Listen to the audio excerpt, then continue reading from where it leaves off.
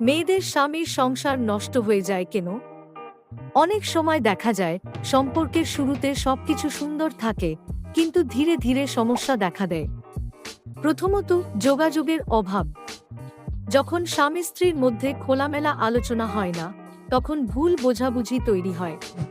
দ্বিতীয়ত, প্রত্যাশার অমিল। অনেক মেয়ে তাদের স্বামীর কাছ থেকে কিছু প্রত্যাশা করে, কিন্তু যখন তা পূরণ হয় না, তখন হতাশা আসে।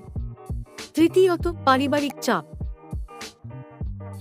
কখনো কখনো পরিবারের সদস্যদের হস্তক্ষেপ সম্পর্ককে জটিল করে তোলে। আরেকটি কারণ হল অর্থনৈতিক সমস্যা।